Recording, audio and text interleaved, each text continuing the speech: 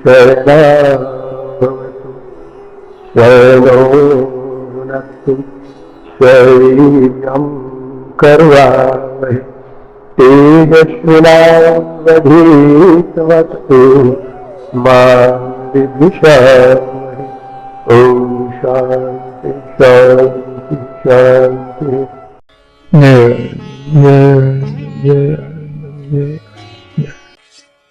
समस्त गुरुजनों का भरपूर आशीर्वाद है सभी को। ध्यान की बढ़ती हुई क्रियाओं में आज हम ध्यान के उस रूप की चर्चा करेंगे जिसकी शुरुआत गृहस्थी से होती है। ये आनंद ईश्वर को पाने का है, इसकी शुरुआत भी गृहस्थी से ही होती है। हर आदमी के जीवन का दो ही लक्ष्य है, इसको अच्छी तरह समझना। हर आदमी के जन्म लेने का और फिर जीवन यात्रा करने का दो ही उद्देश्य है, उसके लक्ष्य दो ही है, कर्म और लीला। कर्म और लीला की चर्चा करेंगे हम। ये सारा जो जगत है ये कर्म प्रधान है, और दूसरा पक्ष है कि कर्म नाम की कोई चीज नहीं है इसमें, ये सिर्फ लीला प्रधान है। अब अंतर समझो। देखो, तुलसीदास जी ने कहा कि कर्म प्रधान विश्व करे राखा, और जो जस करहि सो तस फल चाखा।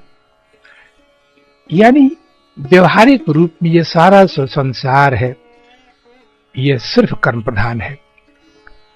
कर्म का ही सब कुछ यहां चलता है। जो जस करे सो तस फल चाखा। तो जो संसार को कर्म की दृष्टि से देखता है, पूरे जगत को जन्म से लेकर मृत्यु तक, उसकी जीवन यात्रा सादा प्रेम कभी खत्म नहीं होती है। उसके जीवन का लक्ष्य ही है जन्म लेना मरना। बस जन्म लेते रहो और फिर शरीर का त्याग करते रहो। पुनरपि जननी जठरे शयनम। बार बार जन्म लेना, बार बार मरना, बार बार मां के गर्भ में जन्म स्थापित होना, यही है जीवन उसका। किसका? जो सारे जगत को कर्म प्रधान मानता है। बस चलते रहना है, उसके जीवन का एक ही लक्ष्य है, चलते रहो चलते रहो, रुकना नहीं। भगवान ने गीता में कहा है कि अर्जुन, कोई एक क्षण भी बिना कर्म किए हुए रह नहीं सकता। हर क्षण कर्म करना पड़ेगा उसको। जब इंद्रियों से कर्म खत्म हो जाए तो मन से होता है, मन से खत्म हो जाए तो संस्कार अपना कर्म करता है। तो एक क्षण भी कोई कर्म के बगैर रह नहीं सकता। तो जो कर्म प्रधान है वो निरंतर चलता रहता है, चलना ही उसका जीवन है, और यही उसका लक्ष्य भी है जीवन का। चलते रहो, जन्म लेते रहो, मरते रहो। अब ये जीवन यात्रा जब कर्म की चलती है तो भूख प्यास भी लगती है। अब यात्रा में थकान होती है तो भूख प्यास भी है, तो भोजन चाहिए उसको, आहार चाहिए। तो सुख और दुख उसका आहार है। कर्म प्रधान व्यक्ति का जीवन चलते रहना है, और आहार है सुख और दुख। कहीं पड़ाव नहीं है, ये यात्रा कहीं रुकती नहीं है। ये सुख और दुख उसका आहार भी है और उसकी व्यवस्था भी है। लाचार है वो इसको ग्रहण करने का। कुछ दिनों के लिए सुख मिला और फिर दुख की परंपरा शुरू हुई। तो सादा देवी, मैंने कहा कि दो ही लक्ष्य हैं जीवन के, एक कर्म और दूसरा है लीला। तो जिसने जीवन को कर्म प्रधान माना, उसकी यात्रा कभी समाप्त नहीं होती है, और उसके जन्म लेने का और मरने का भी उद्देश्य सिर्फ कर्म ही है, कि मरने के बाद पुनः कर्म के लिए जन्म लेता है और कर्म फलों को सजोते रहता है, उसी के अनुसार जन्म लेना, शरीर त्याग करना। लेकिन जीवन का असली आनंद वो लेता है जो जीवन को एक लीला के रूप में देखता है। किसकी लीला? उस लीलाधारी की लीला। क्योंकि वास्तव में तुम कुछ कर्म कर नहीं सकते। कर्म पर तो वास्तव में सच पूछो तो तुम्हारा कोई अधिकार है ही नहीं। जो कुछ भी कर्म तुम करते हो वो तुम्हारे प्रारंभ में है, निश्चित है। वो तुम्हें मिलेगा ही, निश्चित मिलेगा। और जब प्रारब्ध पहुंचता है तो अपने आप प्रेरणा देता है कि तुम हाथ तो बढ़ाओ। तो ये हाथ बढ़ाना ही होता है कि हम लोग किसी न किसी छोटे कर्म को कर देते हैं और उसका फल तत्काल वो प्रारब्ध में ही मिलता है। लेकिन वो व्यक्ति जिसने सारे जीवन को जन्म से लेकर मृत्यु तक एक लीला की नजर से देखता है, उस परमात्मा की लीला, वो मुस्कुराता रहता है, वो हंसता रहता है, चेहरे पर जरा भी तनाव नहीं है, क्योंकि वो जानता है कि मेरा तो कुछ भी नहीं है योगदान। सारा कर्म जो है, ये कर्म प्रधान जो जगत है, ये उनके लिए है जो गृहस्थियों में जीते हैं, आते हैं, जाते हैं। लेकिन गृहस्थियों में ही वो लोग भी हैं जो कि कर्म तो करते हैं, लेकिन वो कर्म करते हुए भी कर्म नहीं करते हैं, यानी कर्म को लीला प्रधान मान के कर्म करते हैं कि ये कर्म करना है मुझे। ये दो चीजें मैंने बताई हैं।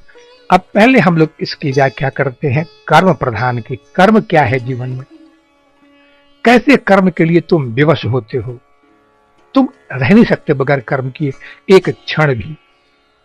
तो कैसे कर्म तुमसे करवाया जाता है, इसको अच्छी तरह समझने की कोशिश करो, क्योंकि अगर तुमने इतना जान लिया तो मोहित नहीं होगे, कर्म अपनी जगह पर होते रहेंगे। तुम इनसे असंग एक लीला के रूप में इनको स्वीकार करोगे और हंसते रहोगे, मस्त रहोगे। देखो, मैंने बताया कि इस संसार में हम लोग जब जन्म लिए हैं तो एक ही सिद्धांत है कि जो जीवन यात्रा है प्रत्येक व्यक्ति की अपनी होती है। प्रत्येक व्यक्ति की यात्रा खुद की होती है। हर व्यक्ति की जीवन यात्रा साधती, हर व्यक्ति की जीवन यात्रा अकेले तय करनी पड़ती है, कोई साथ नहीं देता। कहने को पति है, पत्नी है, पुत्र है, परिवार है, ये सिर्फ एक आंतरिक तृप्ति की बात है। वास्तव में हर व्यक्ति को अपनी यात्रा खुद तय करनी पड़ती है, अपने कष्टों का बोझ खुद ढोना पड़ता है। हर तरह से अकेला है, हर व्यक्ति अकेला है। एक मनोवैज्ञानिक तृप्ति इसलिए है कि हम अकेले नहीं हैं, हमारा भरा पूरा परिवार है। लेकिन साझाती में इस सुख दुख में हर व्यक्ति अकेला होता है। ये यात्रा हर व्यक्ति की अकेली यात्रा होती है। अब यात्रा, कल्पना करो कि एक यात्रा में जब चलते हो तो कोशिश होती है कि कोई एक साथ हो, ताकि वो यात्रा की थकान में हमसे थोड़ा सा भागीदार बन जाए। और फिर अकेले जब रहेंगे तो बोरियत होगी, तो वो हमसे बातें करता रहे, सुख दुख में हमारा साथ दे, यात्रा की थकान महसूस न हो। इसके लिए हम एक व्यक्ति को साथ रखते हैं। तो उसी साथ के परिणाम से व्यवहारिक जीवन में पति के साथ पत्नी है, पत्नी के साथ पति है, और फिर बच्चे हैं, परिवार है, सभी हैं।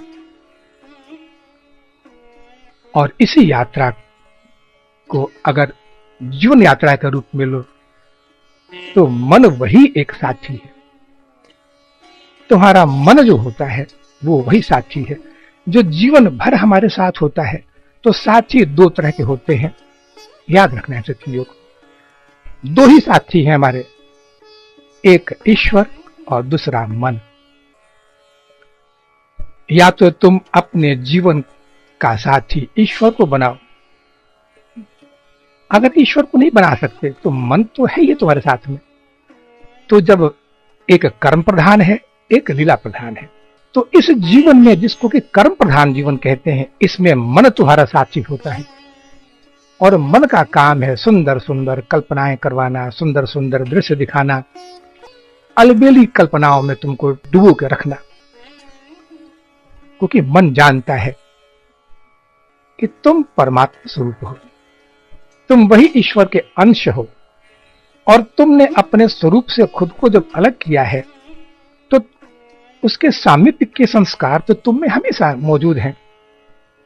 अगर मन तुम्हें कल्पनाओं को दिखलाकर ही तुमको अलग रख सकता है अपने स्वरूप से, और मन को ये डर हमेशा सताता है कि अगर हमने ऐसा नहीं किया तो ये जीव जिस दिन स्मृति जग गई उसको अपने स्वरूप की, अपने परमात्मा स्वरूप की, उस दिन वो मेरी सारी कल्पनाओं को छोड़कर अपने घर लौट जाएगा।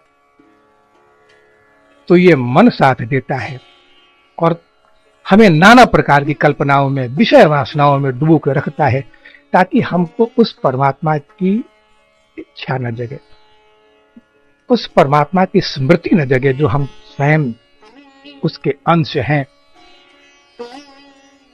तो साथ लेके चलता है मन। मैंने अभी बताया था कि अगर मन साथ रखता है तो ईश्वर साथ नहीं देता। दोनों में से किसी एक को साथ लेकर चलना पड़ेगा तुमको। जब तक मन साथ में है तब तक विषय वासनाओं में रखेगा। हाँ, जिस मोड़ पर पहुंचकर तुमको अपनी स्मृति जग गई और ये इच्छा प्रकट हो गई कि हमारा कुछ और ही स्वरूप है, हम इस संसार के योग्य नहीं हैं, हमारे अंदर में एक अजीब आनंद की तृप्ति हो रही है, कुछ और तलाश है मेरी, तब हम लोग गुरुजनों के पास जाते हैं, धर्म ग्रंथों में तलाश करते हैं खुद को। और जब मन ये देख लेता है कि अब हमारी वो कल्पना काम नहीं करेगी, तब साथ दे देता है जीव का, और तब उस जीव को परमात्मा की तरफ ले जाने में सहायक बन जाता है। तो जब तक तुम्हारे जीवन का साथी परमात्मा है तब तक मन नहीं है, और जब तक मन है तब तक परमात्मा नहीं है, क्योंकि एक कर्म प्रधान है, मन कर्म प्रधान है, कर्म में लगाए रखेगा तुमको। हमेशा धन की प्राप्ति है, यश मान सम्मान सब कुछ से भर देगा। तब तक परमात्मा दूर इंतजार करता है कि मन का साथ छूटे तो मैं जाऊं।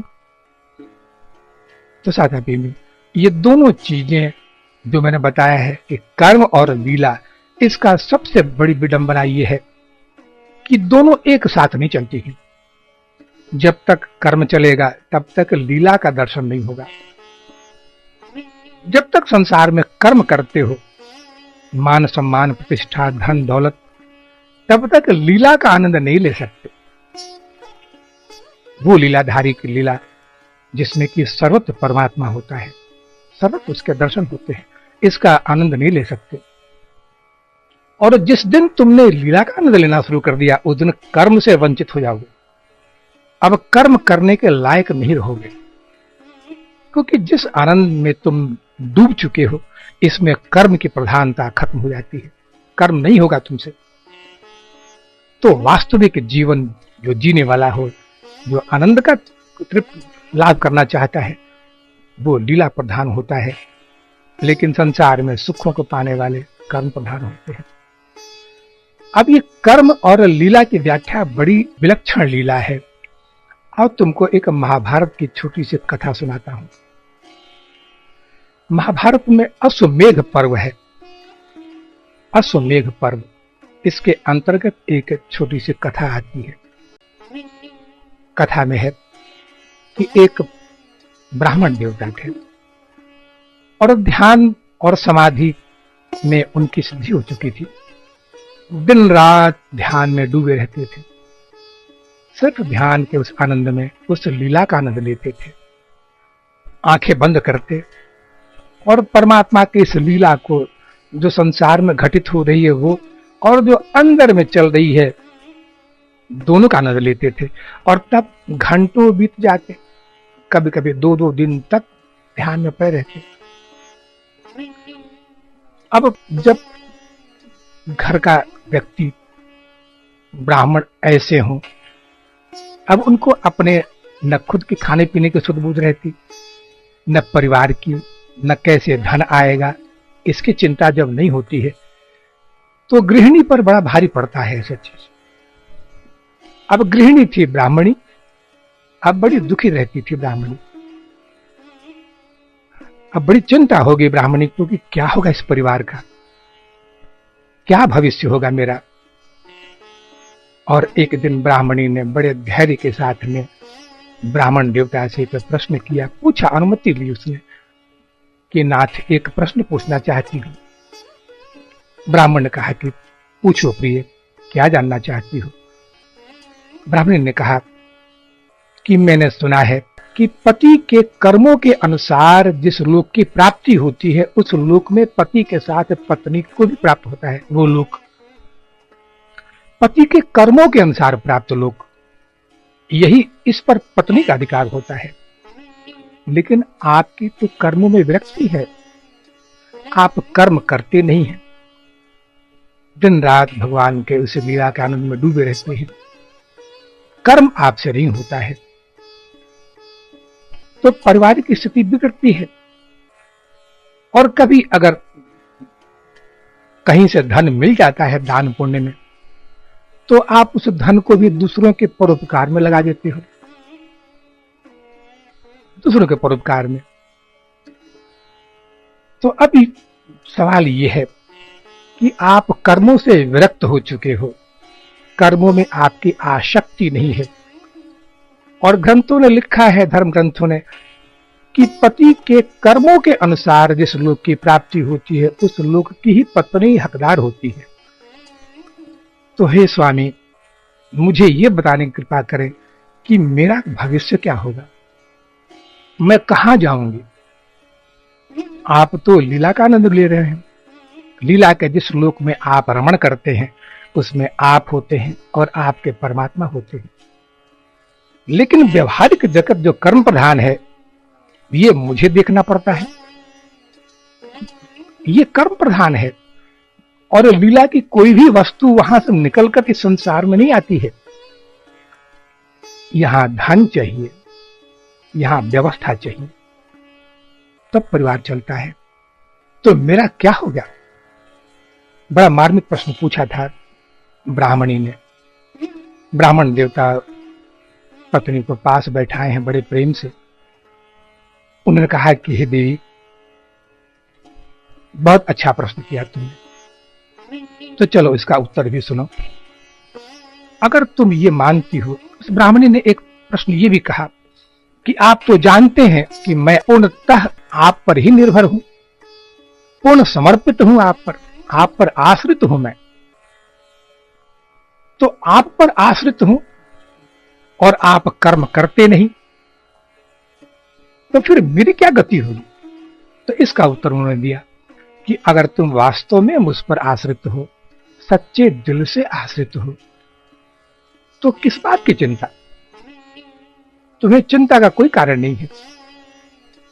और ब्राह्मण देवता ने समझाया है ब्राह्मणी को कि देखो, कर्म दो तरह से होते हैं, दो ही तरह के कर्म होते हैं, एक बाहरी और एक भीतरी। बाहरी कर्म जो है ये संसार के कर्म है, इसमें जीव मोहित होता है, कर्म करता है। जब मोहित होता है तो सब कुछ तो मिल जाता है, लेकिन भीतरी वाला नहीं मिलता। और जो भीतरी कर्म में आसक्त है उसको बाहरी चीजों का कोई अता पता नहीं मिलता। तो कर्म दो तरह के हैं, एक मेरी गृहस्थी है जिसका संचालन तुम करती हो, और तुम संचालन करती हो, तुम प्रहरी हो मेरे बाहर के जीवन की, इसलिए तो मैं अंदर प्रवेश कर पाया। लेकिन तुमको पता नहीं है कि अंदर का जगत क्या होता है, क्योंकि इसका लेश मात्र भी तुमने कभी अध्ययन नहीं किया। तुम बाहर के जगत में ही रमण करने वाली हो, तुमको अंदर के जगत का ज्ञान नहीं है। लेकिन जिस दिन तुमको अंदर के जगत का ज्ञान हो जाएगा, उस दिन बाहर के जगत की तुम्हारी जो आसक्ति है ये खत्म हो जाएगी। तो हे प्रिय, ये दो तरह के कर्म ही होते हैं। तुम बाहरी जगत प्रधान हो, मैं भीतरी जगत प्रधान हूं। तुम कर्म परायणा हो, मैं लीला परायणा हूं। तुम्हारी कर्मों में आसक्ति है, कर्मों में विश्वास है, इसलिए तुमको धन की आवश्यकता है। मैं लीला परायण हूं, मुझे लीला में आसक्ति है, इसलिए मुझे सिर्फ प्रेम की आवश्यकता है, न आहार की, न भोजन की, न किसी धन की। उन्होंने कहा कि अगर इतना पता लग जाए कि अंदर का आनंद क्या होता है, लीला का आनंद क्या है, तो बाहर के जगत से आसक्ति टूट जाएगी, तब भी परिवार बिखरता है। और अगर ये हो जाए कि बाहर का जगत ही सब कुछ है, तो अंदर का जगत बिखर जाता है। इसलिए हे प्रिय, तुमको चिंता करने की आवश्यकता नहीं है, क्योंकि तुम बाहर के जगत की प्रहरी हो, मैं भीतरी के जगत का प्रहरी हूं। इसलिए तुम वहीं जाओगे जहां मैं जाऊंगा, क्योंकि दोनों मिलकर पूर्ण है। तो साधना प्रेमी, जीवन में पति पत्नी और ये जो जोड़े बने हैं, ये सिर्फ भीतरी और बाहर जगत के लिए बने हैं। लेकिन जब दोनों व्यक्ति बाहरी जगत में ही रमण करते हो, तो भीतरी जगत बिगड़ जाता है। उम्र के साथ थोड़ा आनंद भीतरी जगत का होना बहुत आवश्यक है। कहते हैं कि एक योगी जो होता है, ये बाहरी जगत से संपर्क नहीं रखता, क्योंकि जिस लीला का आनंद वो भीतरी जगत में ले रहा है, इसके अलावा कुछ उसे और कुछ चाहिए भी नहीं, कुछ नहीं चाहिए। तो सारा दिन इस कथा के माध्यम से सिर्फ इतना ही मैं कहना चाहता हूं कि हम बाहर जगत का तो आनंद लेते हैं, लेकिन भीतरी जगत में उस ध्यान में प्रवेश नहीं करते। और ये रहस्य तभी खुलता है जब ध्यान में प्रवेश होता है। ध्यान में प्रवेश होते ही दोनों जगत स्पष्ट दिखते हैं, प्रत्यक्ष दिखते हैं, ऐसे दिखते हैं जैसे चौराहे पर खड़ा कोई व्यक्ति देखता है कि एक रास्ता बाएं की तरफ इधर गया है, उस गांव की तरफ, उस शहर की तरफ, दाहिना रास्ता इस तरफ शहर की तरफ गया है, प्रत्यक्ष देख लेता है वो। लेकिन जब कोई व्यक्ति एक रास्ते पे ही चल रहा हो, तो दूसरे रास्ते का उसको पता नहीं होता है। तो ध्यान ही वो चौरास्ता है जिस पर दोनों प्रत्यक्ष दिशाओं का ज्ञान होता है। देखो, सबसे बड़ा कर्तव्य क्या है जीवन का? अपने आप को पहचान लेना, जीवन में रहते हुए अपने आप को पहचान लेना। क्योंकि ये जो चीजें उपलब्ध होती हैं, इसका संबंध एक जन्म से नहीं है, जितने आगे आने वाले जन्मों में है, सबसे संबंध है। लेकिन धन का, मान का, सम्मान का संबंध सिर्फ एक जन्म से। इसके कोई संस्कार अगले जन्म में नहीं जाएंगे, क्योंकि अगले जन्म में तो प्रारब्ध जाएगा। लेकिन ये ज्ञान और ये आनंद, ये प्रेम हर जन्म का सार्थक होता है। अब ये तो हुई कर्म की बात। अब मैं तुम्हें समझाने जा रहा हूं कि लीला क्या होती है। अब लीला पर चर्चा करता हूं मैं। देखो, जीवन में हम लोग कहते होते हैं कि मुक्ति का मार्ग बहुत कठिन है, साधना मार्ग कठिन है, मुक्ति मार्ग कठिन है। अब ये कठिन किसके लिए है? ये मुक्ति का मार्ग कठिन उसके लिए है जो जीवन की यात्रा में अपने कर्म फलों रूपी जो धूल है जो पड़ती है उसके ऊपर में, इसको बगैर साफ किए मुक्ति मार्ग में निकल पड़ता है। तुम अब तक कर्म प्रधान जगत में चल रहे थे, तुम्हारी जीवन यात्रा कर्म प्रधान की चल रही थी। सैकड़ों जन्म लिया है तुमने, लेकिन कर्म प्रधान बनाया है उसको। मान सम्मान, प्रतिष्ठा और धन के लिए उपयोग किया उसका, तो उसकी धूल तो पड़ेगी बदन पर। लेकिन जब मुक्ति पथ की यात्रा शुरू करते हो, तो उस धूल को साफ कर लो। उस धूल के साथ में चाहते हो कि मुक्ति मार्ग पर आगे बढ़ जाओ, तो असंभव है, नहीं चल सकते। अब सच्चाई तो यह है कि मुक्ति मार्ग की यात्रा कोई यात्रा भी नहीं होती है। मुक्ति मार्ग की यात्रा सिर्फ एक लीला को देखने की यात्रा होती है। देखो, यात्रा ये लीला करने वाला परमात्मा है, वो बैठ के कहीं लीला करता है। अब सवाल इसको इस रूप में सोचो कि सिनेमा हॉल में बैठते हो, तो सिनेमा हॉल में बैठकर सिर्फ सिनेमा के दृश्यों को देखो, पर्दे पर उछल कूद मत करो, किसी भी घटना को बदलने का प्रयास मत करो। वो लीला देख रहे हो, तुम एक पिक्चर देख रहे हो जिसकी कथा, निर्देशन सब कुछ तय हो चुका है। अब वो किसी की लीला बन चुकी है, उस लीला के पात्र तुम हो, देखो सिर्फ उसको, इसमें छेड़छाड़ मत करो। जब ऐसा देखते हो, लीला की तरह, सिनेमा की तरह देखो इस जगत को, तो आनंद में रहोगे। न किसी घटना से दुखी होगे, न सुखी होगे, आनंद में रहोगे। तो ये जो धूल पड़ जाती है कर्मों की, इसको साफ किए बगैर मुक्ति मार्ग में प्रवेश नहीं मिलता है। और मुक्ति मार्ग में प्रवेश का मतलब होता है कोई क्रिया नहीं, कोई कर्म नहीं, कोई साधना नहीं, सिर्फ लीला की तरह देखो जीवन को। हर कर्म को लीला की तरफ देखो, लीला ही है ये जीवन। और इस जीवन को लीला में देखने वाला पुरुष मस्त रहता है, मुस्कुराता रहेगा। उसके चेहरे की कांति कुछ और होगी, उसकी वाणी की गंभीरता कुछ और होगी। एक जो प्रेम टपकेगा उसकी वाणी से, उसके चेहरे से, धन्य हो जाते हैं लोग उसके पास बैठकर। तो वो लीला के रूप में दिखता है। वो किसी कर्म में किसी प्रकार की हस्तक्षेप नहीं करता हुआ। जब भी साधक और साध्य दो होते हैं तो ये कर्म बन जाता है।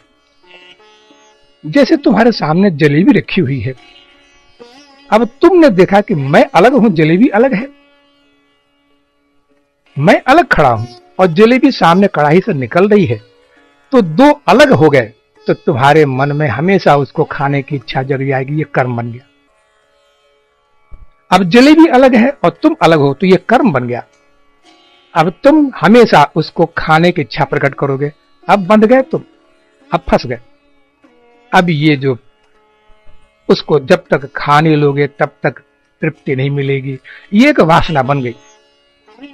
लेकिन अगर तुमने ये मान लिया कि जो जलेबी है वही मैं हूं, मैं वही हूं जो ये जलेबी है, जो वो कड़ाही है, जो वो छनौटा है, ये सब मैं ही हूं, तो ये लीला बन गया।